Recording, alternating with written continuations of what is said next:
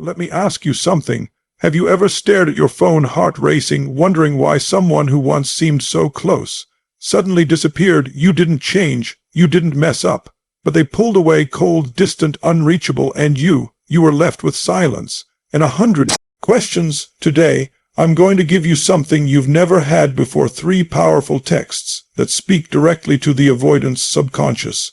Not manipulation, not games, truth, power, clarity. These are not just words, they are emotional wake-up calls. Because once you understand the avoidance mind, you don't chase them, you flip the script. You flip their mind and you take your power back. Most people look at avoidance and think they just don't care. But that's not the truth, not even close. Avoidants aren't cold because they lack feelings. They're cold because they've been trained, emotionally conditioned to believe that closeness equals danger. Somewhere in their early life, they got the message that vulnerability is unsafe, that needing someone makes them weak, and that the moment they open up, pain follows. So what do? They build walls. Silent walls, invisible walls, walls you can't see but feel the moment they pull away. And if you don't understand this, their distance will feel personal. It'll sting. It'll trigger your own fears. Did I say something wrong? Are they losing interest? Should I do more? You'll start second, guessing yourself, chasing, over-explaining, trying to fix a problem that was never yours to fix. But when you finally understand how avoidants are wired, everything changes. Avoidants weren't born this way. They became this way, often raised in environments where emotional needs were dismissed, ridiculed, or simply ignored. They learned to self-soothe by shutting down. They learned that needing someone leads to disappointment. So instead of asking for love, they withhold it. Instead of leaning in, they lean out, not because they don't care, but because caring hurts. It threatens the fragile control they've built to feel safe. So when they pull away, don't rush in with panic. Don't assume they're being cruel. Instead, realize they're protecting themselves the only way they know how. But here's the paradox. Deep down, avoidants want connection just like everyone else. They just don't trust it. They've confused intimacy with enmeshment, closeness with suffocation. So even if they're falling for you, their instinct is to retreat, to test if you'll invade or abandon. If you can meet that retreat not with fear, but with understanding, you become different. You become the one person who doesn't push when they pull away, and that's powerful, because it creates safety, not pressure. It creates room for them to feel without being overwhelmed by your need. You stop being a threat to their nervous system and start being someone they can slowly trust. The truth is, most avoidants aren't looking for perfection. They're looking for someone who gets that their silence isn't rejection, it's protection.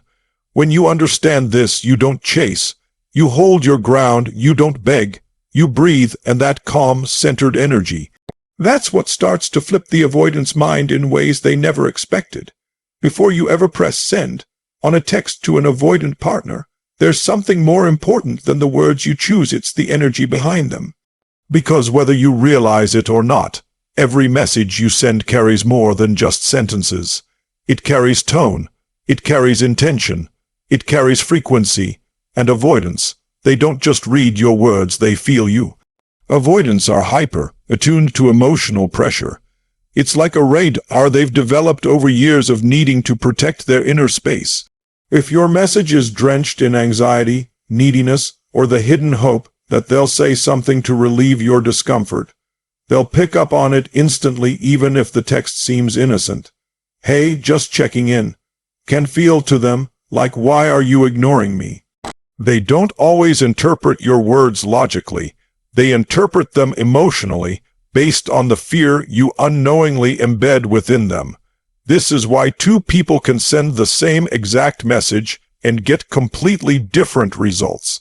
One person sends it from a grounded place, a calm, confident energy that says, I care about you, but I'm okay either way. The avoidant feels no threat in that. They might even feel safe enough to respond, to move toward connection. But the other person, they send the same message from a place of desperation, hoping for validation, craving a reaction. That energy is heavy, and for an avoidant, it feels like emotional handcuffs. So they pull away harder. Avoidants are not comforted by reassurance in the way you might think. When they feel your internal storm, your racing thoughts, your emotional dependency, it activates their instinct to protect themselves. Not because they don't want to be close, but because they associate closeness with pressure and pressure with loss of freedom. So every time you reach out with anxious energy, their nervous system lights up, and their automatic response is to back off. But when your energy is calm, when your message comes from a place of inner stability, not needing, not demanding, just expressing, something magical happens. They feel it. And for the first time, your presence doesn't feel like a threat. It feels safe. So the question becomes, are you texting to connect or to control? Because the avoidant can feel the difference in seconds. And when they sense calm confidence on the other side of the screen, it creates an opening. A window, a moment where they can feel seen without feeling smothered. That's when the real shift begins, not through perfect wording, but through powerful, regulated energy. The first text that flips the avoidant's mind isn't long, dramatic, or emotional. In fact, it's incredibly simple. Just 7 words: I respect your space and I understand. That's it. But those words, when spoken from the right energy, do something profound. They go straight past the avoidance walls and speak to the part of them that's constantly bracing for pressure, guilt, or emotional demand. Most people, when someone pulls away, panic. They double text, over-explain, and try to re-establish closeness. But to an avoidant, that panic feels like a trap. It triggers their deepest fear, the fear of being engulfed, of losing themselves in someone else's emotional storm. So they retreat even further. But when they pull away and you respond with, I respect your space, something changes. You become the opposite of what they're used to. You become safe. You give them what they weren't expecting, room, and in doing so, you instantly lower their defenses. You send a message not just through words, but through energy. I'm not here to control you. I'm here to honor your process. That's powerful. Most people try to pull avoidance closer with closeness. It doesn't work. Because avoidants don't relax through closeness, they relax through autonomy. They only feel emotionally safe when they know they won't be pushed, rushed, or expected to perform emotionally on demand. So the moment you acknowledge and respect their need for space, you're not losing them, you're actually creating the only condition in which they can start to feel safe enough to come back. Now, this doesn't mean you're excusing distant behavior forever. It doesn't mean you're sitting around waiting endlessly. What it does mean is that you're stepping out of the cycle, the chase/retreat dynamic, and choosing groundedness instead. You're saying, I see your pattern. I'm not taking it personally, and I don't need to panic to prove my worth. And to an avoidant, that's not just different, it's attractive, it's stabilizing, it signals maturity, because you're not reacting like the world is ending when they pull away. You're calm, you're composed. And more importantly, you're respectful without being passive. That balanced respect with emotional integrity creates a shift in how they perceive you. You're not just another person pushing them. You're someone who gets it, someone who understands the language of space and still stands strong. The second text that flips the avoidant's mind is this: you matter to me even in distance. At first glance, it might seem like a simple statement, but it's layered with emotional intelligence that hits directly at the heart of the avoidant's inner world. Why? Because when avoidants pull away, they don't just create distance, they often disconnect emotionally. And in that silence, they expect one of two things: either the other person will come chasing after them with pressure, or disappear entirely, confirming their deep fear that closeness always ends in abandonment. But this message does neither. It acknowledges the space, respects it, and still holds a thread of gentle connection. That alone makes it different. You're not begging, you're not blaming, you're not disappearing. You're simply expressing that their presence, even from afar, still holds meaning. And for someone with an avoidant attachment style, this is incredibly disarming. Avoidants, despite their distance, have emotional depth. They just struggle to express it in the moment. They often fear that closeness will come with unspoken expectations or emotional intensity they're not ready to handle. But when they get a message like "you matter to me," even in distance, it signals that you're not trying to pull them in forcefully. Instead, you're offering a kind of connection that doesn't demand performance. It says, "I see you, I value you, and I don't need to control you in order to care." Most people, when they feel abandoned, respond by withdrawing their love. They punish, go cold, or act indifferent. But that just confirms the avoidant's worst fear, that love is conditional, that being distant means being discarded. Your message, however, challenges that narrative. It says, "I can love from a distance without losing myself." That's not weakness, that's strength. And it speaks to the part of the avoidant that quietly wonders if anyone can care for them without needing to fix or change them. What you're doing is showing emotional maturity. You're demonstrating that connection doesn't have to mean control. It doesn't have to mean chasing or retreating. It can just be, and when you offer that kind of steady, non-invasive warmth, it lingers in their mind. Long after the message is read, they remember the energy behind it. It doesn't pressure them to come back, but it gives them a reason to. Because for the first time, love didn't come with a leash, it came with freedom. And that's what avoidants secretly crave the most. The third text that flips the avoidant's mind is one of the most empowering and balanced messages you can send. "I choose connection, but I don't chase it." This is a declaration not just to them, but to yourself. It speaks volumes without being loud. It tells the avoidant that you value closeness, that you're emotionally available, and that you're not afraid of intimacy, but you will not abandon your self-respect to gain it. For someone with avoidant tendencies, this kind of message is rare, and that's why it stands out. Avoidants are used to two extremes: people who chase them with emotional pressure, or people who completely shut down and walk away when they don't get what they want. Neither of those reactions makes them feel safe. Chasing confirms their fear of being trapped. Withdrawing confirms their fear of being abandoned. But this message, it breaks the cycle. It holds space for connection while holding on to your center.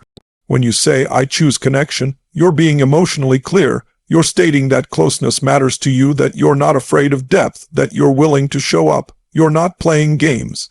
You're not pretending you don't care. But when you follow it with "I don't chase it," you draw a line. You make it clear that your emotional availability doesn't come at the cost of your dignity.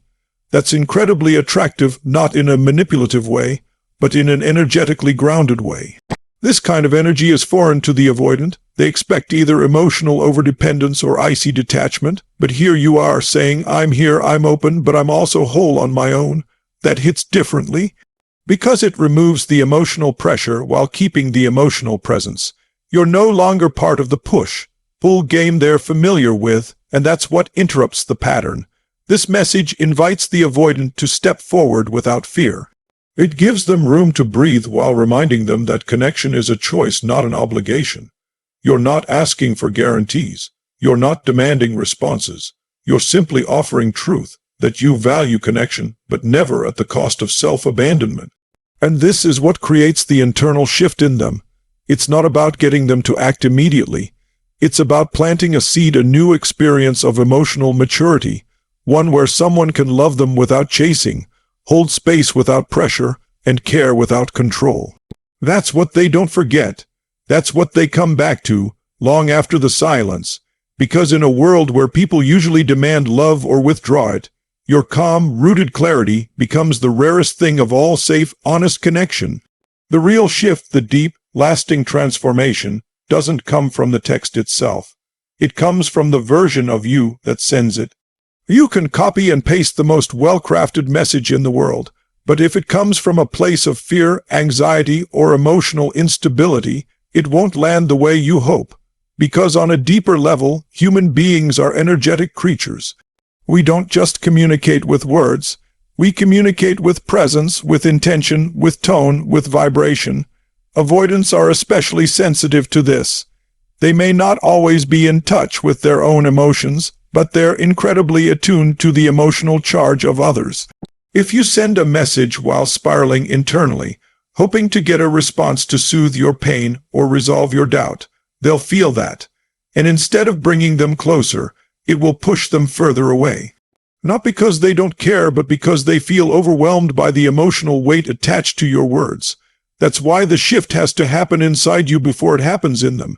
You have to become the version of yourself that isn't thrown off center by their silence. The version that doesn't need external validation to feel okay. The version that knows how to stay rooted even when the other person is drifting. This is what changes the dynamic. Not the exact words, but the energy you embody when you send them. Because when you send a message from a grounded place, it carries clarity, it carries maturity. It says, I see your pattern. I'm not here to fix it. I'm just here whole, steady, honest. And that kind of energy does something remarkable. It creates safety, emotional safety, the very thing the avoidant has never really known. You're no longer trying to control the outcome. You're no longer anxiously waiting for a reply to confirm your worth. You're simply expressing truth from a place of self-respect. And that changes everything. The avoidant feels it not just intellectually, but emotionally. For the first time, they're not being pushed. They're not being judged. They're not being chased. They're being witnessed. And in that space of calm witnessing, they're more likely to reflect, to soften, and eventually to re-engage not because you demanded it, but because your calm presence invited it. This is the essence of true inner work. It's not about the perfect text. It's about becoming the kind of person whose energy doesn't spike when someone pulls away. The kind of person who leads with calm strength, not reactive fear. And that is what truly flips the avoidant's mind. At the core of everything we've discussed, the texts, the energy, the understanding there's one truth that often gets overlooked. This entire journey is not just about getting the avoidant back. It's about getting yourself back. It's about remembering who you are when you're not caught in the cycle of overthinking, overgiving, or waiting for breadcrumbs of attention. Because the real transformation isn't in how they respond, it's in how you reclaim your power, your peace, and your emotional clarity, no matter what they do. When you're drawn to someone with avoidant tendencies, it's often because something in you has been conditioned to prove your worth through effort. You might find yourself overanalyzing every message, adjusting your behavior, shrinking your needs, or holding your breath just to keep the connection alive. But over time, that strips away your confidence. It makes you forget your value. It makes you believe that love has to be earned through silence, sacrifice, or patience that costs you your self-respect. But here's the truth. You were never meant to fight for basic connection. You were never meant to twist yourself into someone unrecognizable just to hold someone's fleeting attention. And the moment you realize that, truly realize, it is the moment you begin to shift from powerless to powerful. These texts, they're tools. They create space, they interrupt patterns, they soften avoidant defenses, but they're not magic spells. The real magic is in the energy behind them, and that energy is born when you decide that your peace matters more than someone's potential. That you'd rather be alone with your integrity than together with someone who makes you question it. When you send a message like, I choose connection, but I don't chase it, or you matter to me, even in distance, you're not just reaching out to them, you're also speaking to the younger version of you that didn't know how to choose themselves. You're healing through action. You're reclaiming your voice. You're saying, I'm not afraid to care, but I will never abandon myself again. And whether the avoidant comes back or not, you walk away stronger, more grounded, more aware of your needs, your limits, and your capacity for real love. You're not waiting to be chosen anymore. You are choosing yourself every day, with every message, with every breath. And that self-honoring energy is what makes you magnetic, not just to them, but to anyone capable of loving you the way you truly deserve. Now that you've heard all 7 key points, one thing should be clear. This isn't just about sending the right text to get a reaction. It's about stepping into a new way of relating to others, and most importantly, to yourself. Because when you understand how avoidants operate, you stop taking their distance personally. You stop scrambling for closeness, and begin standing in your truth.